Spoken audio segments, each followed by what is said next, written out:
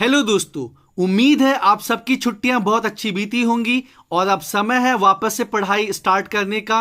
तो हम आपके लिए 20 बहुत ही जबरदस्त क्वेश्चन लेके आए करंट अफेयर्स के। तो चलिए देखते हैं।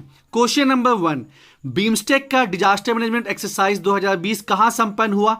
तो ये संपन्न हुआ भुवनेश्वर में। बीमस्टेक में जो है कितने देश हैं? 7 देश हैं। इसका गठन कब हुआ था? 1997 में बैंकॉक डिक्लेरेशन से हुआ था। इसमें बांग्लादेश, इंडिया, भूटान, नेपाल, श्रीलंका और म्यांमार और थाईलैंड है। क्वेश्चन नंबर 2, भारत में फरवरी 2020 में east Asia summit on maritime security कहाँ संपन्न हुआ? चेन्नई में हुआ। ईस्ट एशिया समिट में कितने देश हैं दोस्तों? 18 देश हैं और इसका गठन 2005 में हुआ था। इसमें 10 आसियान के देश, China, Japan, south Korea, India, Russia, America, Australia और न्यूजीलैंड। ये पहला ऐसा संगठन है जहां पे रशिया और अमेरिका जो है दोनों इसके सदस्य हैं। क्वेश्चन नंबर 3, इस्तांबुल कन्वेंशन का संबंध किससे है? तो ये महिलाओं के विरुद्ध हिंसा को रोकने से संबंधित कन्वेंशन है और ये लीगली बाइंडिंग है। ये फोर्स में कब आया था? 2014 में। क्या भारत इसका सिग्नेटरी है? तो जवाब है नहीं, और पोलैंड जो है इससे बाहर निकल गया है।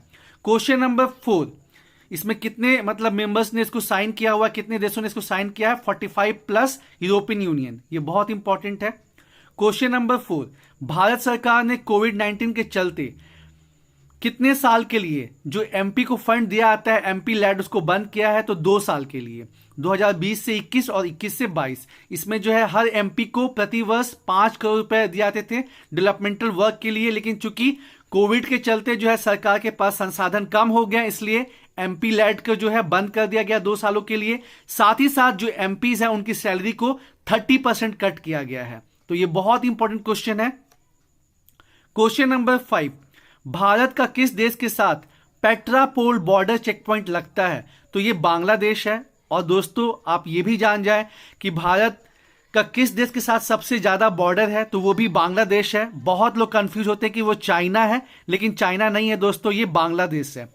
और जो भारत का साइड है वो पेट्रापोल कहलाता है, जो बांग्लादेश के साइड है वो बेनापोल कहलाता है। और ये बहुत ही बड़ा चेक पॉइंट है और भारत और बांग्लादेश का 60% जो ट्रेड है वो इसी के थ्रू होता है। क्वेश्चन नंबर 6, भारत ने नवंबर में होने वाले मलाबार एक्सरसाइज में भाग लेने के लिए एक्स्ट्रा किस देश को बुलाया है? तो ऑस्ट्रेलिया को बुलाया है। ऐसे भारत, यूएस और जापान मिलकर ये एक्सरसाइज करता है, लेकिन चूंकि अभी भारत का चाइना के साथ विवाद चल रहा है एलएसी पे, और साथ ही साथ चाइना जो है और भी देशों को परेशान कर रहा है, तो चाइना को कंटेन करने के लिए अब ये लोग मिलकर एक्सरसाइज कर रहे हैं। और आप ये भी जानते होंगे कि ये चारों कंट्री मिलकर एक क्वाड नाम के भी ऑर्गेनाइजेशन बनाए हुए हैं। तो भारत ने 2007 के बाद ऑस्ट्रेलिया को इस बार इनवाइट किया है। तो इस साल मलाबार एक्सरसाइज में, जो कि नेवल एक्सरसाइज है, कौन कौन भाग लेंगे? इंडिया, यूएस, जापान और ऑस्ट्रेलिया। बहुत इंपॉर्टेंट है दोस्तों। क्वेश्चन नंबर 7, पीएम स्वनिधि जिसके अंतर्गत स्ट्रीट वेंडर्स को ऋण प्रोवाइड की जा रही है, क्योंकि आप जान ही रहे हैं कि कोविड और लॉकडाउन के चलते बहुत ज्यादा जो है वर्कर्स हिट हुए हैं, तो इसलिए स्ट्रीट वेंडर्स के लिए आत्मनिर्भर पैकेज तो अलग दिया ही गया है अलग अलग सेक्टर्स के लिए, लेकिन जो स्ट्रीट वेंडर्स हैं उनको 10,000 की जो है कोलैटरल मुक्त ऋण प्रोवाइड की जा रही है। और ये जो है 1 साल के अंदर अगर वापस करते हैं तो फिर 7% जो है उनको ब्याज दिया जाएगा। क्वेश्चन नंबर 8, ऑपरेशन वेनिला का संबंध किससे है? तो भारतीय नौसेना द्वारा मडागास्कर में जो चक्रवात आई थी डायने, उससे प्रभावित लोगों को सहायता प्रोवाइड करने के लिए चलाया गया है। तो यहां से ये भी क्वेश्चन पूछ सकता है कि ऑपरेशन वेनिला द्वारा भारतीय नौसेना ने किस देश में जो है सहायता प्रोवाइड करी? तो मडागास्कर। और कौन से जहाज ने जो है उसमें पार्टिसिपेट किया? आईएनएस ऐरावत ने। क्वेश्चन नंबर 9, ये जो है यूपी के आरओ एग्जाम में पूछा गया और बहुत ही इंपॉर्टेंट क्वेश्चन है। इसमें जो है आपको जानना है, क्योंकि अयोध्या मंदिर जो है काफी न्यूज में रहा है, तो महंत नित्य गोपाल दास जो हैं वो राम मंदिर ट्रस्ट के अध्यक्ष हैं। जो स्वामी गोविंद देव गिरी हैं ये ट्रस्ट के कोषाध्यक्ष हैं। श्री चंपत राय जो हैं वो ट्रस्ट के महासचिव हैं और श्री नृपेंद्र मिश्र जो है वो मंदिर निर्माण समिति के प्रमुख है। तो काफी ज्यादा चर्चा में रहा है, तो इसलिए आपको उसके संबंधित चीजों को जानना बहुत जरूरी है। क्वेश्चन नंबर 11, महादेई नदी, जिसको मांडवी नदी के नाम से भी जाना जाता है, ये जल विवाद किन राज्यों के बीच में है? तो ये गोवा, कर्नाटक और महाराष्ट्र के बीच में है। ये चर्चा में क्यों रहा? क्योंकि जो है कर्नाटक अपने यहाँ कलसा बंडूरी नाला जो है वो चालू किया है, जिससे जो है इसका वाटर जो है महादेई नदी का वो डाइवर्ट हो जाएगा। तो इसके विरुद्ध जो है गोवा में काफी विरोध चल रहा है, क्योंकि आप जानते हो कि जो सदर्न स्टेट्स है वहां पे पानी की काफी दिक्कत है। और जो महादेई नदी है ये किस नदी की सहायक नदी है? मालप्रभा नदी की। इंपॉर्टेंट है। अच्छा, अब ये भी क्वेश्चन एक बनता है कि वो कौन सा अनुच्छेद है जो कि अंतरराज्यीय नदी जल विवाद को डील करता है? तो ये आर्टिकल 262 है। और इंटरस्टेट रिवर डिस्प्यूट एक्ट कब बना था? 1956। तो ये बहुत बहुत इंपॉर्टेंट है। 30-35 जो इंपॉर्टेंट अनुच्छेद हैं वो आपको जानने बहुत बहुत जरूरी हैं। Question number 13, apart from fundamental right, DPSP और फंडामेंटल ड्यूटी, उसके अलावा आपको 30-35 जो आर्टिकल जानने बहुत जरूरी है। क्वेश्चन नंबर 13, जो 13वां कन्वेंशन ऑन माइग्रेटरी स्पीसीज, जिसको बॉर्न कन्वेंशन भी कहते हैं, उसकी बैठक गांधीनगर गुजरात में हुई। काफी इंपॉर्टेंट है। वहां पे 3 भारतीय प्रजातियों को अपेंडिक्स 1 सीएमएस के अपेंडिक्स 1 में शामिल किया गया। तो वो कौन कौन से हैं? द ग्रेट इंडियन बस्टर्ड पक्षी है ये, एशियन एलिफेंट और बंगाल फ्लोरिकन, ये भी पक्षी है।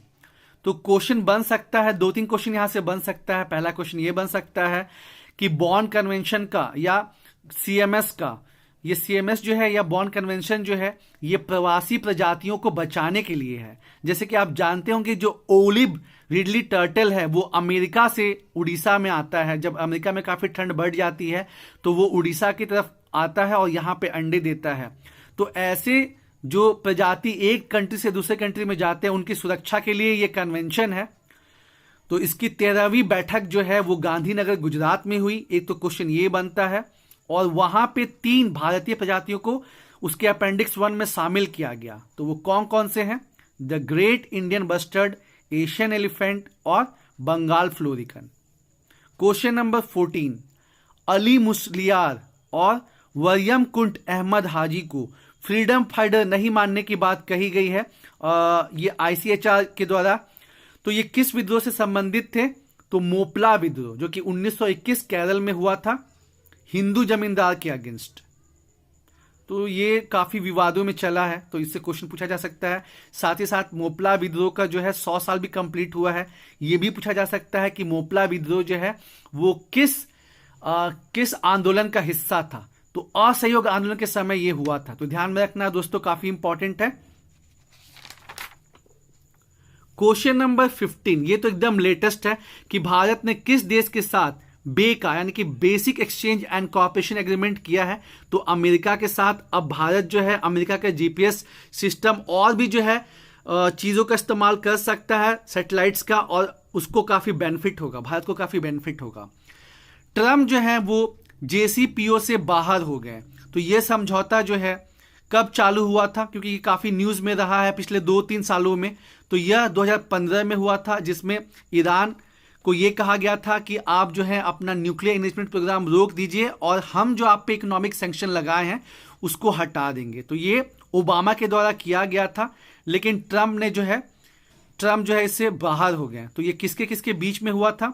ईरान और जो यूएन सिक्योरिटी काउंसिल के 5 परमानेंट सदस्य हैं, US, France, Britain, China, Russia plus Germany के बीच।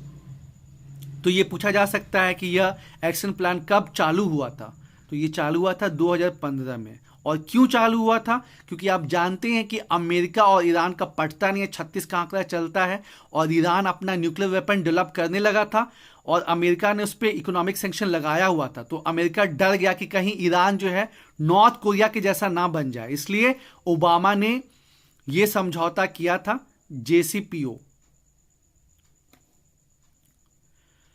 क्वेश्चन नंबर 17, देखिए पहले क्या होता था एग्जाम में, केवल ना जैसे ब्रिक्स समिट कहाँ हुआ, एससीओ समिट कहाँ हुआ, यही सब पूछा जाता था। लेकिन अब एक नया पैटर्न क्या देखने को मिल रहा है कि हाँ, ब्रिक्स का डिफेंस मिनिस्टर का समिट कहाँ हुआ, या एससीओ का डिफेंस मिनिस्टर और फॉरेन मिनिस्टर का समिट कहाँ हुआ, तो ये सब आपको जानना है।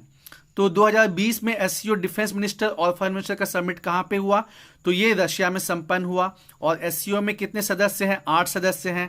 China, Russia, Kyrgyzstan, Tajikistan, Uzbekistan, Kazakhstan और भारत और पाकिस्तान जो है 2017 में इसके सदस्य बने। क्वेश्चन नंबर 18, किस संस्थान ने यूनाइटेड फॉर बायोडाइवर्सिटी कोलिशन शुरू किया है? तो ये यूरोपियन कमीशन के द्वारा चालू किया गया है।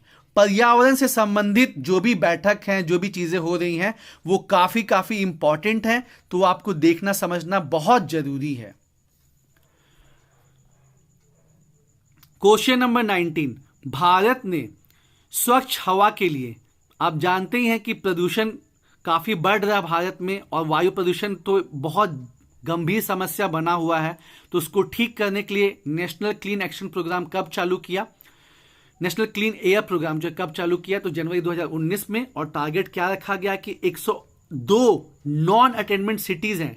नॉन अटेनमेंट सिटीज का मतलब कि जहां पे वायु गुणवत्ता बहुत खराब है, तो वहां पे PM 2.5 पॉल्यूटेंट और PM10 कंसेंट्रेशन जो है वो 2017 के तुलना में 2024 तक 20 से 30% जो है वो घटाना है।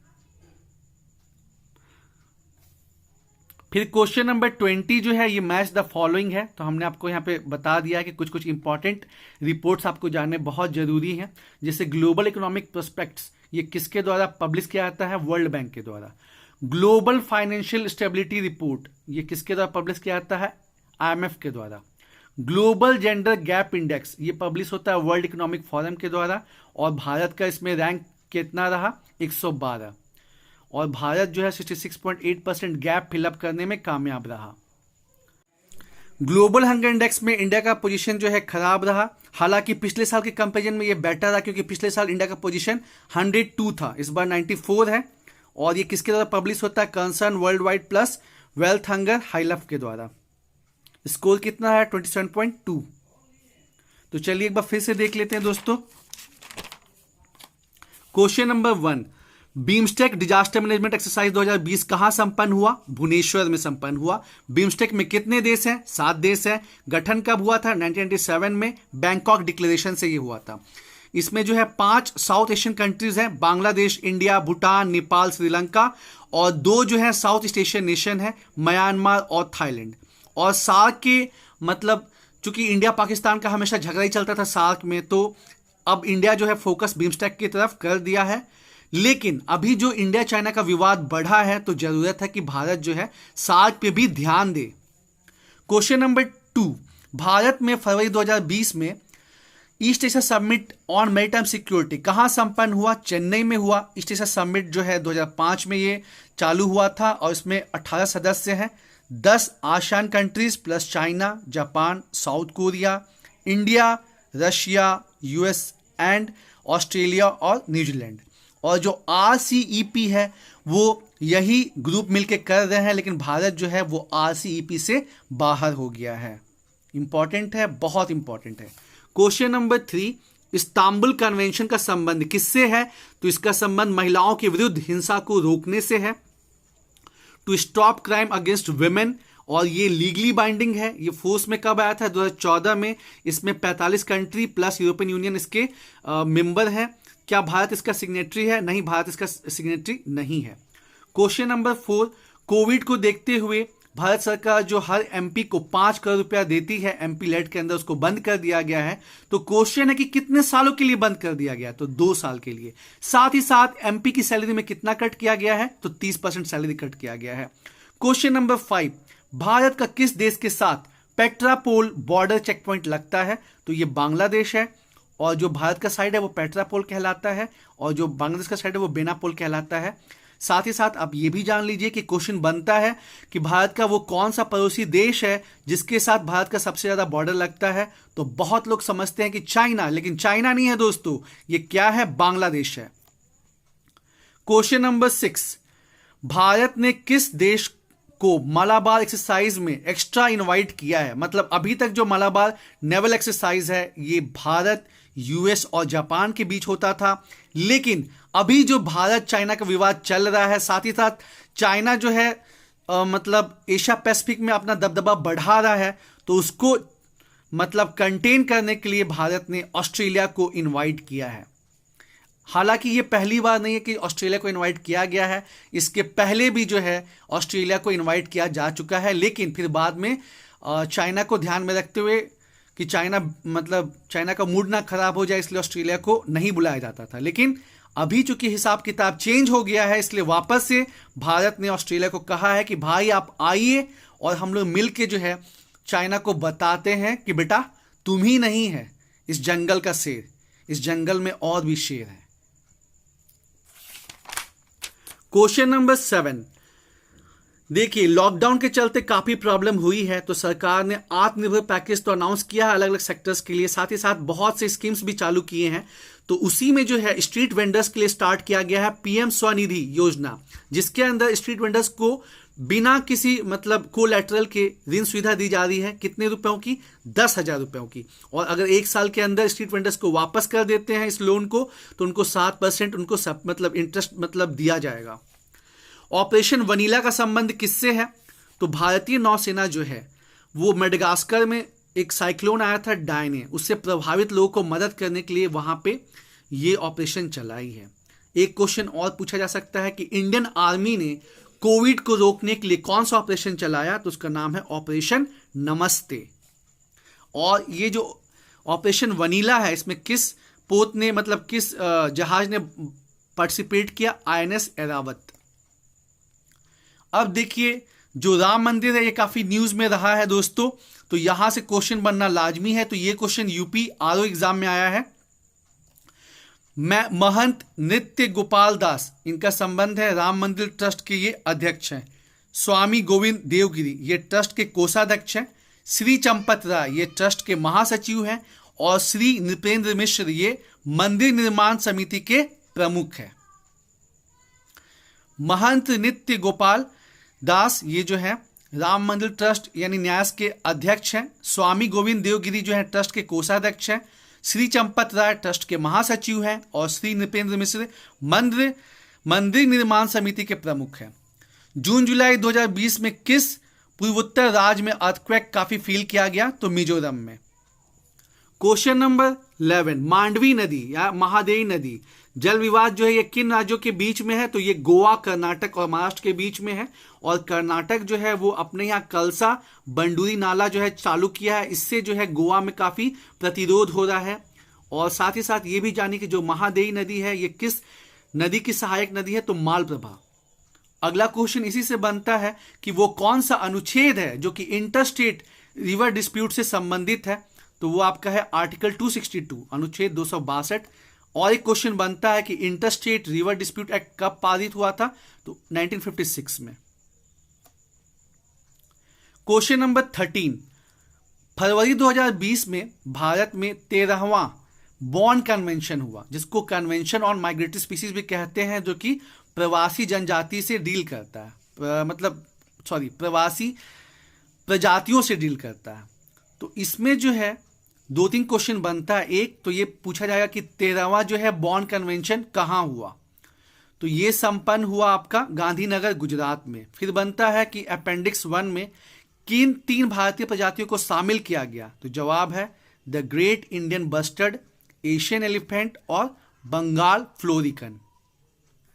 क्वेश्चन नंबर 14, आईसीएचआर ने अली मुसरियार और वरियम कुंट अहमद हाजी को फ्रीडम फाइटर्स नहीं मानने की मतलब सलाह दी है।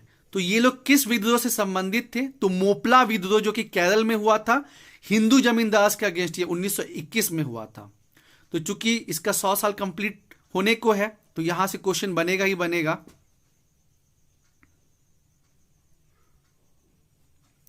और यह भी पूछा जा सकता है कि मतलब ये किस आंदोलन का हिस्सा था? तो असहयोग आंदोलन के दौरान यह हुआ था।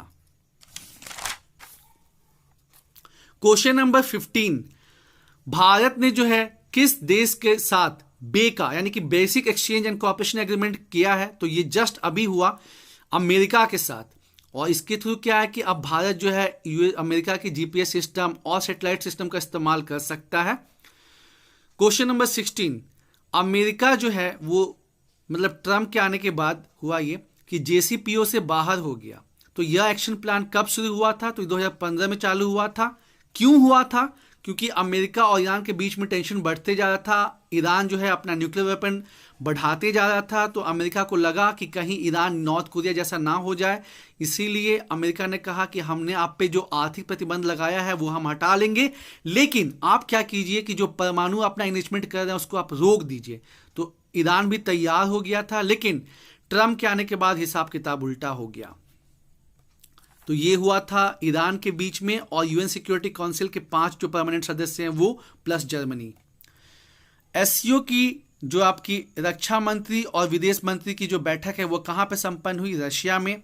एससीओ में कितने सदस्य हैं? 8। कौन कौन से? China, Russia, Kyrgyzstan, Tajikistan, Uzbekistan, Kazakhstan, India और पाकिस्तान। इसमें यह भी पूछा जा सकता है कि भारत इसका सदस्य कब बना था? तो 2017 में।